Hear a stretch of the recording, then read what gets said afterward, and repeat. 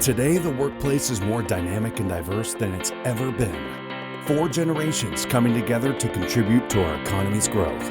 But new challenges in the workplace are growing each and every day. This podcast brings corporate leaders to you, sharing solutions and strategies to enhance your company's culture and bring your people together. Rise Up For You presents its newest podcast series, Workplace Solutions. People matter. Blaine, thank you so much for joining the Rise Up For You podcast. It's such an honor to have you on our show today. It's absolutely my pleasure to be here. Thanks for having me. Absolutely. So the audience has heard a little bit about you, but I always like to start the interview by having our guest, which is you, tell us a little bit about yourself and the great work that you're doing in your own words. Well, the thrust of my work today, and it has shifted just a little bit, but it's organized around this thing that I call compassionate capitalism. And it's a little different than conscious capitalism. Consciousness is about increasing awareness, and in that model, it's about awareness of all the stakeholders that are touched by businesses. Compassionate capitalism is the behavior that is associated with that awareness. Am I behaving in a way that recognizes that everybody's connected, that everything is connected? And compassion is the driver on that. So if I'm taking care of stakeholders from a consciousness perspective, I will be taking care of my business. And there's a reciprocity that's involved with that. So how do we go about achieving that? It's an ideal. In many ways, it is an ideal. But that's the thrust of what I'm doing today. And the specifics on it has to do with my work with leaders. Just how do leaders approach that? Mm-hmm. Well, you're speaking, my language, and, we've spoken before, and we have a lot of things in alignment. And, we always say with Rise Up For You, personal impact, organizational impact to make a global impact, right? Because they're all connected. They're not separate. So, and I'm very fascinated with compassionate capitalism. So talk to us a little bit more, because you have a very extensive background in HR, internationally. You've done a lot of work in Japan and China. Talk to us a little bit more about what that looks like. So especially today with everything that's going on in the world, how do leaders bring compassionate capitalism into the company, into the work that they're doing, so that it does have an outward effect? Yeah, that's a great question. Partly that's predicated on how I define leadership. And I've been very specific. I've worked on this definition for a lot of years. Just kind of what does this imply? And it moves us away from a command and control sort of a context or paradigm, moves us away from a directive paradigm that many people associate with leaders. The way that we define leaders is it's the activity, and it's an activity of co-creating coordinated movement in a system that produces the actions I need to get the results I want. So there's 2 pieces to it: co-creation. Nothing ever gets developed or invented or manifested by one person. It's always a co-created effort. And part of the kernel of effective co-creation is ownership transfer. The idea moves from me as the leader, as an example, into you as a co-conspirator, so to speak. There's a shared ownership. So you're invested in it, not just because I told you to, but because you now see personal meaning in it. So that co-created dynamic is now in place. And then it's a question of how do we coordinate our activities? How do we coordinate our movement with each other to make that happen?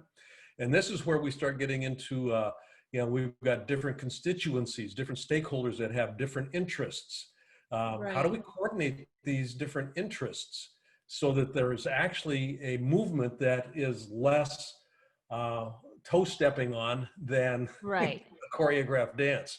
And that's kind of what we work with. And that's a challenge. It really can be a very large challenge to take on. But if we're doing it well, co-creating coordinated movement, what we have is for me in the work I do, the litmus test is something that I call elegance. Is it an elegant process? And I take the word elegant, not from the arts. I take it from software coding. Elegant code, when I've done it well, does exactly what it's supposed to do, no unintended consequences. So the greater the elegance, the fewer unintended consequences. And in a leadership conversation, I don't have to go back and clean up after myself if what I've done has been elegant. And far too many leaders have to go back and clean up after themselves. And it's a waste of resource, a waste of time, and it's a waste of spirit. Yeah. So I was actually going to ask you, because when I hear you talk about co-creation, how much work do you have to do before you get there with the leader? And I only ask that because, we're doing all the soft skills and the human behavior side. And, sometimes it takes a while to get the leader even to that place of being able to create, receive, reciprocate, with their team and with the organization. So what do you find? Do you find that it's quite simple, or do you find that there's some legwork that has to be done beforehand? There's legwork. There typically is a fair amount of legwork. And your formula, I think, is absolutely spot on. Personal, organizational, and then societally. Global. Yeah. Yeah. So it starts with the individual. Leadership is an inside-out process. And one of the things that we work with in our modality has to do with self-mastery. Am I a master of myself? And I mean master in the sense of, and this kind of goes directly to this question. Am I mastering my emotional state? So there's EQ that comes into play. Yeah. There's mastery of social intelligence. There's mastery of, obviously, IQ that comes into play here. There's also a mastery of spiritual intelligence. That voice that speaks to me. How do I harness that? Do I have mastery in my life to be able to be quiet enough to listen to that voice, so that because it gives me direction. So there's a spiritual intelligence that comes into play as well. And I'm not talking about this from a religious perspective. Yeah. I'm talking about this from a life affirming perspective. Yeah. The spirit wants to grow. It wants to express. It wants to be more, always. It's in service of growth. Yeah. Where do you think we are today? And I ask that transparently because I think that there's a portion of us, when I say us, I mean leaders and individuals that get what you're saying and that are working towards it. And then there's the other side that are still very far off of this concept when it comes to leadership. And they're still in that managerial stage, right? Or, I say you do, right? Mentality. But, right now, I honestly think we're in a huge tragedy when it comes to humanity. Just like, who are we? We've lost ourselves. We don't know where we're going. What's meaning? What are we doing here, right, on this planet? And that stems into the workplace. So I'm just curious for you, I've seen that we've made some movement in the workspace, but how far do you think we are? Boy, I think this is a question of one step forward, two steps back sometimes, or maybe two steps forward, one step back. I think it kind of varies a little. One of the things that I'm particularly aware of right now is that there seems to be a lot of fear, in the environment right now. I mean, a lot of politicians, a lot of people that are in positions of quote unquote power playing to fear. And what's interesting about fear is it's a secondary emotion, typically, that comes out of the experience of being out of control. Yeah. And what we're seeing, I think, a lot of is people feeling like they need to control. And control is antithetical to the spirit growing. The spirit wants to grow in a direction that the spirit cares about, not in the direction that the ego wants to take it to. And this is where ideologies start to get really, really problematic. And I don't care if it's a left-leaning ideology, a right-leaning ideology. Anything that becomes intransigent becomes problematic in the long term because it is antithetical to the soul or the spirit actually being able to express itself. And the soul or the spirit of anything seeks connection. And it's an honoring force. It's not a divisive force. It's a generative force, not a contractive force. So, it's kind of a philosophical answer here, but the idea of leaders, and this is why I've defined leadership in this way, co-creating. I can't be in control when I'm co-creating. I have to be invitational when I'm co-creating. And in the coordinated movement piece, depending on the music, I may take the lead, but somebody else may take the lead too. Depending if the music changes a little bit here or the constituency changes. So that idea of, needing to be in control is really crucial, and we're not doing well right now in the face of that need. I don't experience. Yeah, that's a very interesting point there. And I think that, when you say that needing to be in control and the fear is so real. I mean, this is a real challenge that's happening in the workspace, not just with leaders, right? But just, entry level positions, whoever is in, any position. And it's the fear of speaking up, the fear of taking action, the fear of doing this, otherwise this consequence might happen. And there's a lot of resistance, right? It's resistance that's happening. So a lot of work to do. What would you say would be like the first step, just for any leader that's listening, that you say, start here. We can't do it all at once, but what's the first thing I could start doing to get closer to, compassionate leadership and really being your best here? It's a great question. And if we had 4 days, I'd really go into it. But I think one of the very first things I can do is be clear about the ideal that I'd like to see manifested. The ideal.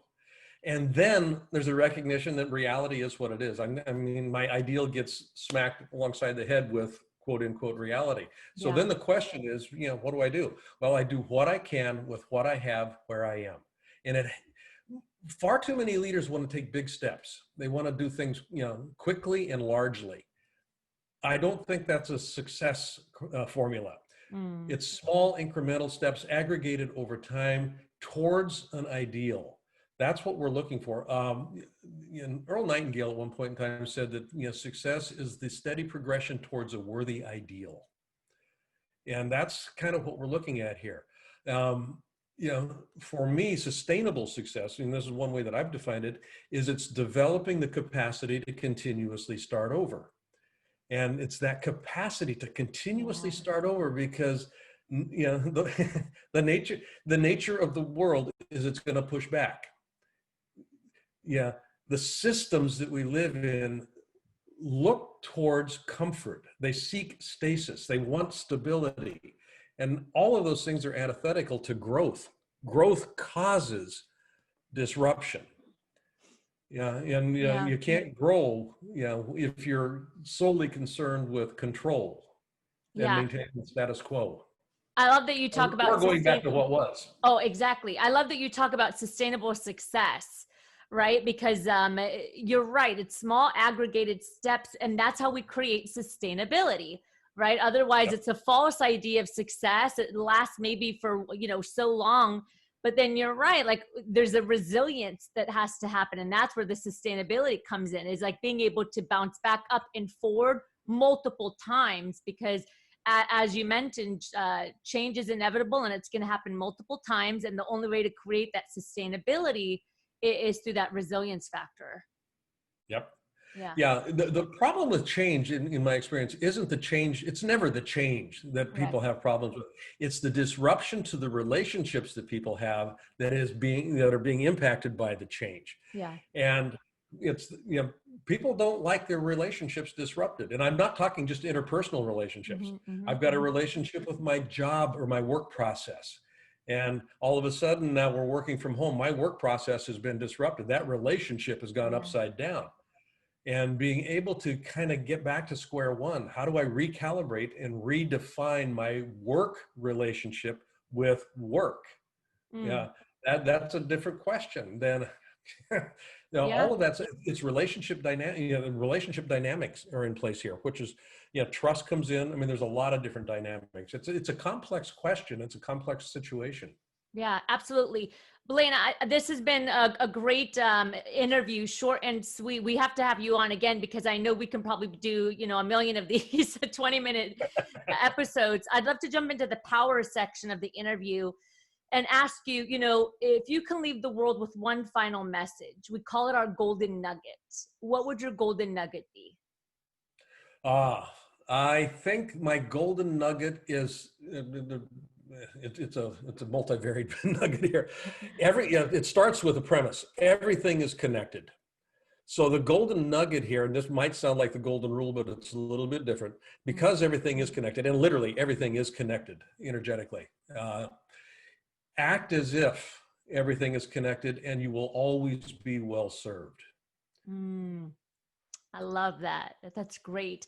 And what's one value that you have that's a non-negotiable? So I know for you and I, values is an important thing. What's one that's non-negotiable that no matter what's happening, you're sticking to that value?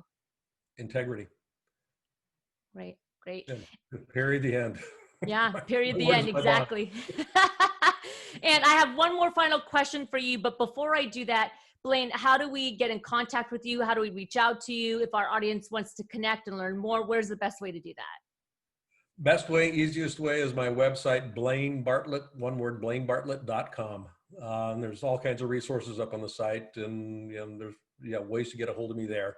My Soul of Business podcast, which you have been a guest on, a wonderful, wonderful episode. Thank you. That's another way that you can pick me up. Okay, wonderful. So to the podcast. So we'll put all that in the show notes. We'll put the website, we'll put the podcast as well, and your LinkedIn and other ways for sure. Yeah. And then our final question is, as you know, we are Rise Up For You, and that's the podcast. What comes to mind for you when you hear that phrase, rise up for you? Rise up for you. If I'm not going to champion me, who will? I can't expect others to champion me. And I'm putting that in the first person vernacular right now. Mm-hmm.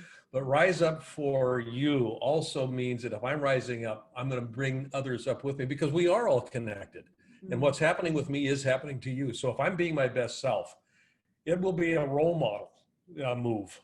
So it serves as an invitation for you to be the best that you can be as well. Absolutely. Blaine, thank you so much for joining us today. It's been an honor to have you on the show. My pleasure. Exactly. I love talking with you. Always have, always will. Thank you.